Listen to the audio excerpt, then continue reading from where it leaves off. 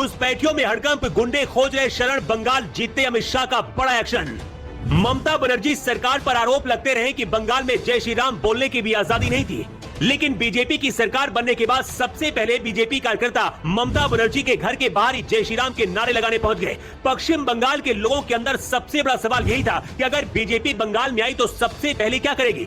बंगाल में बीजेपी की जीत होने के साथ ही घुसपैठियों में हड़कंप मच गया है। बंगाल में हिंसा फैलाने वाले और पथराव करने वाले अब शरण खोज रहे हैं। बॉर्डर पर टेंशन बढ़ गई है क्योंकि बीजेपी बंगाल जीतने के साथ ही 5 सबसे बड़े फैसले लागू करने जा रही है।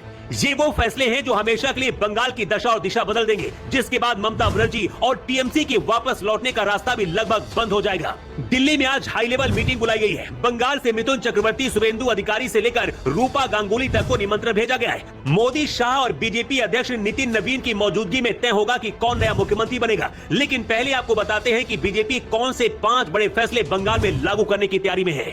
बंगाल में बीजेपी के आने के बाद सबसे ज्यादा घुसपैठियों में खलबली मची है। बताया जा रहा है कि बंगाल के कई इलाकों को अभी से घुसपैठियों ने खाली करना शुरू कर दिया है। उधर बॉर्डर पर टेंशन बढ़ गई है क्योंकि अगले 1 महीने के अंदर लाखों घुसपैठी बॉर्डर पार कर सकते हैं। सिर्फ घुसपैठी ही नहीं बल्कि पिछले 15 सालों में ममता सरकार के दौरान टीएमसी के वो कार्यकर्ता जिन्होंने हिंसा फैलाई, जिनके खिलाफ सबूत मिलने के बाद भी कार्रवाई नहीं हुई, जहांगीर खान जैसे लोग जो चुनाव के दौरान भी खुलेआम धमकी दे रहे थे, सबका हिसाब होना तय है। 15 सालों से बीजेपी कार्यकर्ता हिंसा का शिकार हुए, अब उसका हिसाब भी बीजेपी करना चाहेगी। बंगाल में सबसे पहले बीजेपी घुसपैठियों को लेकर फैसला लेगी। चुनाव के दौरान अमित शाह ने बंगाल में ऐलान किया था कि बीजेपी की सरकार बनने के 45 दिनों के भीतर घुसपैठियों की सफाई शुरू हो जाएगी।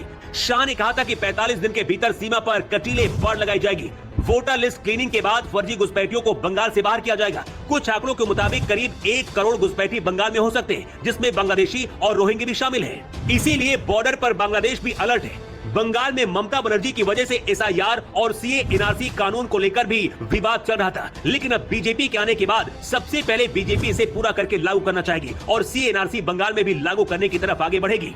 बंगाल में पिछले कुछ सालों में ऐसी कई घटनाएं हुई जिसके बाद आरोप लगे कि हिंदुओं से ऊपर ममता बनर्जी मुसलमानों को रखती है।